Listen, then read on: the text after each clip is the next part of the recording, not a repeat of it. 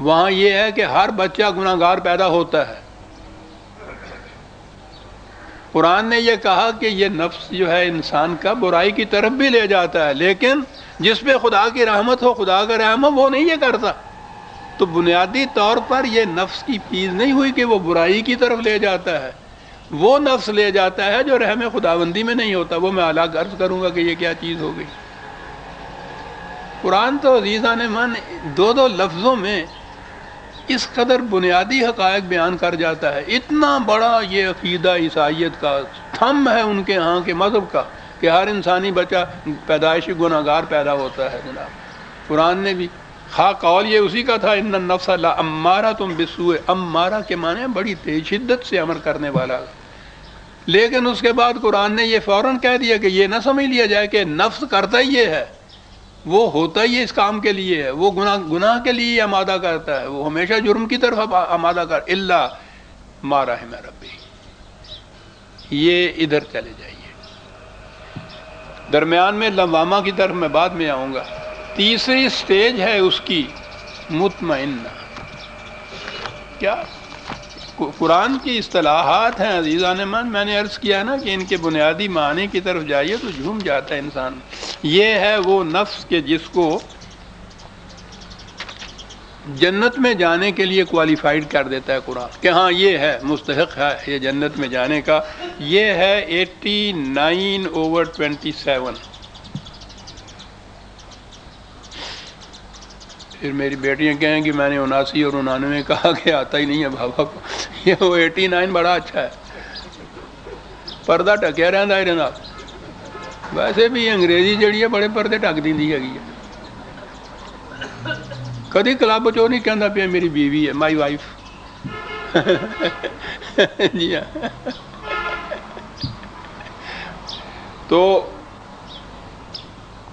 99 بھی ٹھیک ہو جائے گا۔ 89 بتاؤ تو بیٹی کچھ مدد کرو۔ تو 27 اس کی، یا ایتھا النفس المطمئنہ ترجی الی ربک راضیۃ مرضیۃ فادخلی فی عبادی وادخلی جنتی۔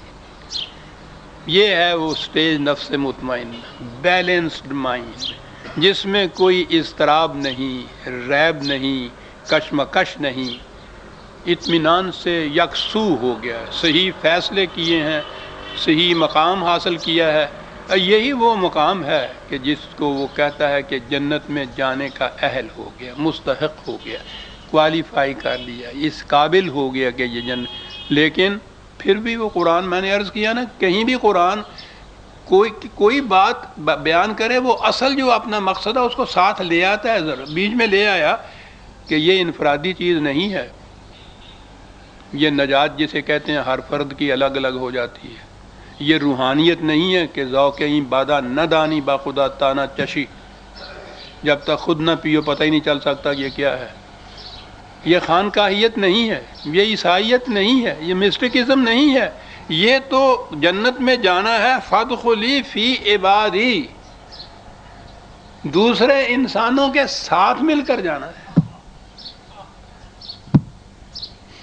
میں نے عرض کیا نا عزیزان امان کہ قرآن تو کوئی مقام بھی اس کا آتا ہے جو اصل تعلیم ہے اس کی نا، اس کو وہ ضرور فوکس کر کے سامنے لاتا ہے۔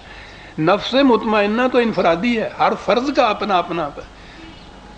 ساری دنیا کے مذاہب یہی ہو کہ ہر فرد اگر اپنے آپ میں پاکیزگی اختیار کر لے، ایسا کر لے نجات کے قابل ہو جائے، سیلویشن کے قابل ہو جائے، مکتی کے قابل ہو جائے ایک فرد، تو اس کی مکتی ہو جاتی ہے۔ فرد کی تزکیہ، پاکیزگی، سیرت کی بلندی قرآن کا بھی یہ مقصود ہے، نفس کو کہتا ہے وہ، لیکن اس سے نجات نہیں ہوتی۔ یہ ایک حیت اجتماعیہ چاہتا ہے، ایک فرد تنہا جنت میں نہیں جاتا ہے، جماعت کے ساتھ جاتا ہے، جہنم میں بھی جماعت کے ساتھ جاتا ہے۔ زمرہ ہے قرآن میں۔ ہم یہاں یاد ہے نا آج کل جس جہنم کے اندر دنیا ہے اور ہم بالخصوص ہیں، تو ایک ایک فرد ہمارے ہاں جنت میں نہیں، پوری کی پوری قوم جہنم کے اندر ہے۔ اور یہ اگر چاہے کوئی کہ جہنم میں کوئی ایک فرد جنتی ہو جائے تو وہ تو نہیں ہو سکتا، وہ تو پوری جماعت کو ہونا ہوگا، کچھ یا جنتی ہونا ہوگا یا جہنمی ہونا ہوگا۔ بات میں عرض کر رہا تھا کہ قرآن کوئی بات بھی کہے، حقیقت بیان کرتا ہے، جو اصل مقصود ہے اس کو ضرور ساتھ لے آتا ہے۔ فادخلی فی عبادی وادخلی جنتی، طریقہ یہ ہے۔ بہرحال نفس مطمئنہ آ گیا۔ اب آئیے بات نفس لوامہ کی، ملامت کرنے والا۔ ہمارے ہاں ایک عام چیز معروف ہے، ضمیر کی آواز۔ اے مسلمان پوچھ اپنے دل سے، ضمیر کی آواز، ضمیر کی آواز کے اوپر چلنا چاہیے انسان کو۔ عام طور پہ کہا جاتا ہے صاحب، گویا ضمیر کوئی ایسی چیز ہے کہ جو ہمیشہ صحیح بات کہتی ہے، جائز کہتی ہے، سچی بات کہتی ہے، حقیقت کی بات کہتی ہے۔ گویا اندر کوئی ایسی چیز رکھی ہوئی ہے جو غلط اور صحیح، حق اور باطل میں امتیاز کر دیتی ہے، اور انسان کو پھر یہ بتا دیتی ہے کہ حقیقت کی بات کیا تھی۔ گویا اندر کوئی چیز ایسے رکھی ہوئی ہے۔ انسان کے اندر کوئی چیز ایسی نہیں ہے جو حق اور باطل کی تمیز کر سکے۔ اگر یہ چیز انسان کے اندر ہوتی، ہر فرد کے، وحی کی ضرورت ہی نہ پڑتی، رسول کی ضرورت ہی نہ پڑتی۔ اندر انسان کے یہ چیز موجود ہے، خود فیصلہ کر لیتا۔ حیوانات تک کی زندگی میں یہ ہے نا بات، ان کے اندر ہے نا یہ چیز۔ وہ جو میں مثال دیا کرتا ہوں کہ مرغی کے نیچے آپ کچھ بطخ کے اور کچھ مرغی کے انڈے رکھ دیجئے، کچھ وقت کے بعد جب اس میں سے وہ چوزے نکلیں گے تو مرغی کے چوزے تو خشکی کی طرف بھاگیں گے اور بطخ کے چوزے پھڑک کے پانی کی طرف چلے جائیں گے۔ کس نے بتایا ان دونوں کو یہ غلط اور صحیح کی تمیز، حق اور باطل کا امتیاز؟ یہ کس نے بتایا انہیں؟ کوئی رسول تو ان کی طرف نہیں آیا۔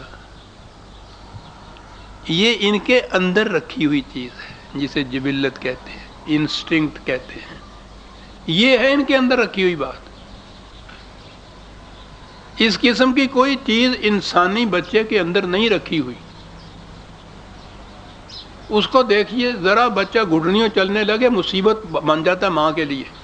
وہ چولہے میں ہاتھ ڈال دیا، وہ مرچیں کھا گیا، آنکھوں میں لگا لی، جی جی کر رہا ہے، پھر اس کے بعد ادھر سے رات کو پانی میں ڈبکیاں لے رہا ہے سب۔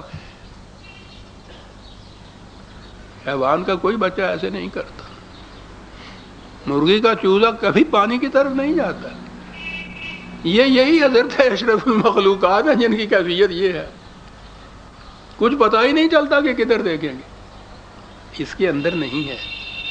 اسی لیے اس کو خارج سے ضرورت پڑی ہے وحی کے ذریعے، انبیاء کرام کے ذریعے بتانے کی کہ حق کیا ہے اور باطل کیا ہے۔ ایک چیز تو اضافی ہوتی ہے، اچھی اور بری، غلط اور صحیح، ریلیٹیو اسے کہتے ہیں۔ یعنی وہ فی الواقعہ ایک چیز ہوتی ہے، فی الواقعہ وہ ایسی ہوتی ہے۔ مطلق اسے کہتے ہیں، ایبسولیوٹ کہتے ہیں کہ وہ ہے ہی شر۔ قرآن کی اصطلاح آ جائے نا، خیر اور شر جسے کہتے ہیں، غلط اور صحیح، جائز اور ناجائز۔ ایک چیز فی الواقعہ ناجائز ہے، غلط ہے، باطل ہے۔ ایک چیز یہ ہے کہ موقع محل کے لحاظ سے آپ کے نزدیک وہ اچھی ہے۔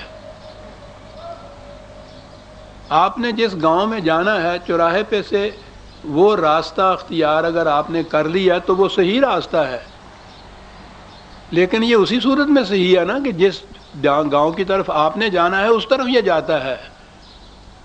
دوسرے راستے پہ آپ چل پڑے جو اس طرف نہیں جا رہا تو یہ راستہ غلط ہے۔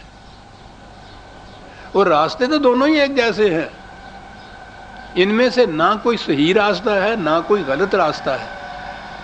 آپ نے خود جس طرف جانا ہے اس کے لحاظ سے وہ صحیح اور غلط ہو جاتا ہے۔ اسے کہتے ہیں ریلیٹیو یا اضافی طور پہ صحیح ہونا۔ آپ نے اگر دوسرے وقت میں دوسرے گاؤں میں جانا